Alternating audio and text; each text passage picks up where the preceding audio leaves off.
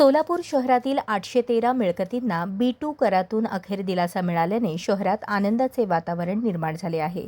विशेषतः मिलच्या चाळीत राहणाऱ्या हजारो कुटुंबांसाठी हा निर्णय मोठा दिलासा ठरला असून आमदार देवेंद्र कोठे यांच्या कार्यालयासमोर नागरिकांनी एकत्र येत जल्लोष साजरा केला। महसूल मंत्री चंद्रशेखर बावनकुळे यांनी विधानसभेत या 813 मिळकतींना B2 करातून सूट देण्याची घोषणा केली। हा निर्णय आमदार देवेंद्र कोठे यांच्या सातत्यपूर्ण पाठपुरावा आणि शासन स्तरावरील प्रयत्नांमुळे शक्य झाल्याचे त्यांनी स्पष्ट केले।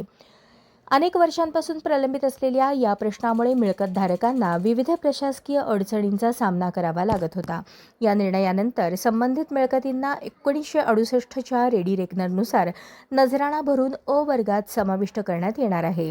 महापौर विनायक कोंड्याल, माजी उपमहापौर दिलीप कोल्हे, नगरसेवक विनोद भोसले, माजी नगरसेविका मंगलाताई कोल्हे, दीपक राजगे, आबा भुईटे, नगरसेवक बिज्जू प्रधाने यांच्यासह अनेक मान्यवरांनी आमदार कोठे यांचे अभिनंदन केले।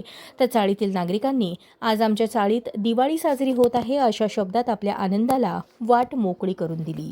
विषयी आमदार देवेंद्रदादा कोठे साहेब यांच्या पुढाकाराने माननीय मुख्यमंत्री देवेंद्रजी फडणवीस साहेब असतील, महसूल मंत्री बावनकुळे साहेब असतील व तसेच पालकमंत्री जयकुमारजी गोरे साहेब यांचा या ठिकाणी विशेष आम्हाला आभार करायचा आहे। सोलापूर शहरातील 40% जमिनी जुन्या शहरातील हे चाळी असतील, हे B2 जमिनी होते।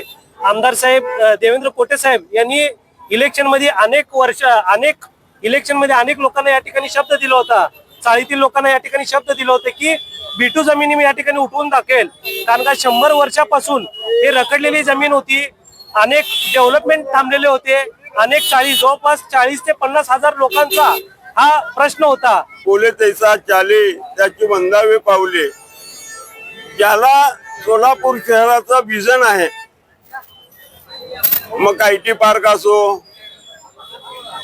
त्यानंतर विमानतळ असो, दुहेरी पाईपलाईनचा विषय असो, उड्डाण पुलाचा विषय असो, या विजन असल्यामुळं आज मुख्यमंत्र्यांना कळलं की हा माणूस, हा आमदार आपला सोलापूर शहराचा विकास करून भाजपला आणखी ताकद वाढवणारा एक आमदार आहे। अधिवेशनात गुरुवारच्या दिवशी हे निकाल लागलेला आहे, हे मला खूप अभिमानास्पद वाटत आहे की स्वामी समर्थ दादांना एवढं मानतात की स्वामी समर्थच आपलं सगळं म्हणून मानलेलं दादा आजच्या दिवशी होणं हे खरोखरच ऐतिहासिक आहे आणि तात्या साहेबांचा खरंच आशीर्वाद आहे दादांच्या पाठीशी।